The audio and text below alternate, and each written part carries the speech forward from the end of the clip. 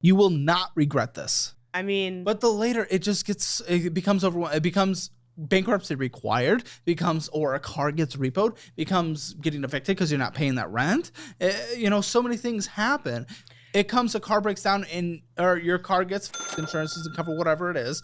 And okay, then you already have a car loan and you have no choice but to get another car loan, but maybe your debt to income's and you only get something predatory like a 30% car loan. If you even get that, you don't know. You don't understand how bad it can get because you've had debt to take care of your entire life so far, which is probably I wouldn't say he takes care of my whole life. But you're allowed to lean back on him. I mean, if I need something, yeah, that's what your parents are for. That's what they're for, to use. No, to help.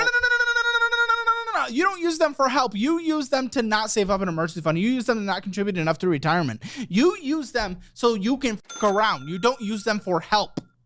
Help is if you have no other chance and you have tried everything. Yes, help. You are not trying everything. You're just allowing to fall back on them. Your parents are not an emergency fund. My dad knows about my financial situation. Great, then he's a dumb who's enabling his daughter. I wouldn't say so, but that's just my opinion.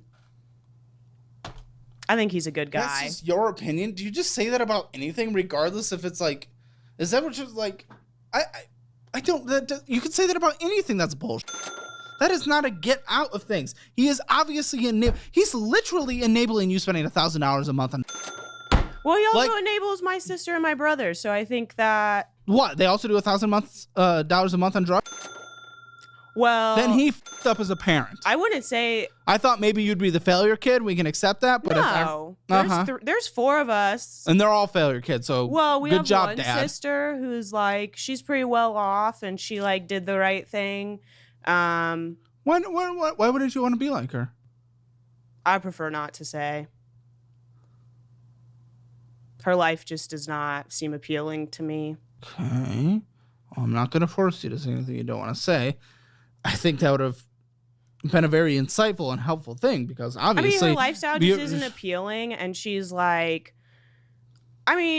has a lot of money, but it's not just about the accumulation of wealth. But I wouldn't say that she's any happier than the rest of us, so it's not really something that I look at and I'm like, oh, let me be rich and miserable.